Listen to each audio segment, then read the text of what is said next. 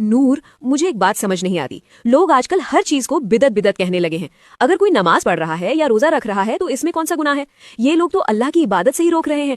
کوئی شراب پیے یا غلط کام کرے اسے کوئی نہیں روکتا، لیکن جو قرآن پڑھ رہا ہے اسے ٹوکتے ہیں۔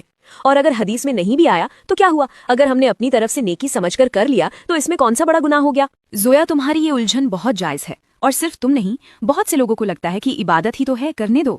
لیکن رکو، کیا تمہیں پتا ہے کہ شیطان انسان کو نیکی کے راستے سے بھی گمراہ کر سکتا ہے؟ نیکی کے راستے سے گمراہ؟ وہ کیسے؟ اسے سمجھنے کے لیے تمہیں دین اور دنیا کا فرق سمجھنا ہوگا۔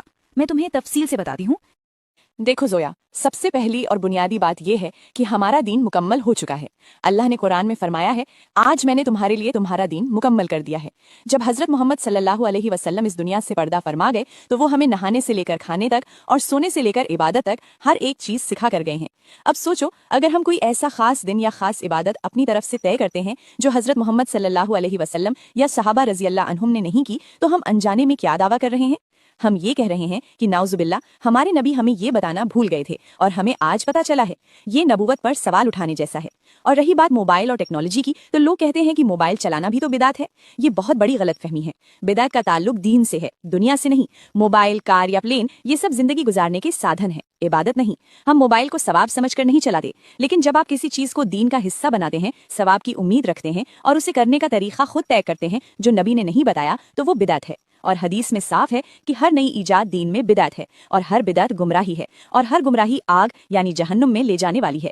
اب عبادت اور بدعت کا اصلی فرق سمجھو۔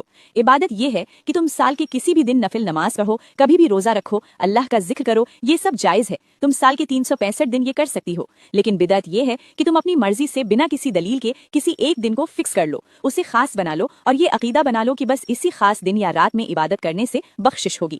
اگر تم ریسرچ کرنے جاؤ گی، قرآن اور حدیث کے پنے پلٹو گی، تو یقین مانو تمہارے ہاتھ خالی ہی آئیں گے۔ اس کا ذکر کہیں نہیں ملے گا۔ جب ہمارے نبی صلی اللہ علیہ وسلم نے کسی دن کو خاص نہیں کہا تو ہم اور تم کون ہوتے ہیں اسے دین میں جوڑنے والے؟ یاد رکھنا، دین جذبات سے نہیں، دلیل سے چلتا ہے۔ مجھے سچ میں نہیں پتا تھا، میں تو بیوقوفوں کی طرح سوچتی تھی کہ میں ایکسٹرا نیکی کما رہی ہوں، لیکن یہ تو گمراہی نکلی۔ عبادت کے نام پر ہم جہنم کا سامان تیار کر رہے تھے۔ بدعت اتنا بڑا گناہ ہے، مجھے آج سمجھ آیا۔ دیکھو، بات اب پھولوں کی طرح صاف ہے، حدیث سامنے ہے، حکم صاف ہے۔ اب اتنا سمجھانے اور دلیل دیکھنے کے بعد بھی اگر کسی کو سمجھ نہیں آتا تو پھر رہنے دو۔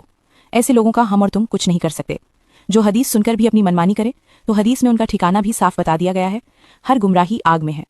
جو عبادت کے نام پر بدعت کر رہے ہیں اور سدھرنا نہیں چاہتے، انہیں اب اللہ ہی بچائے۔ حق آ چکا ہے، اب ماننا یا نہ ماننا آپ کی مرضی ہے۔ اللہ ہم سب کو ایسی ضد اور گمراہ عقل سے پناہ دے۔ کامنٹس میں صرف آمین لکھیں۔ اللہ ہمیں ہدایت دے۔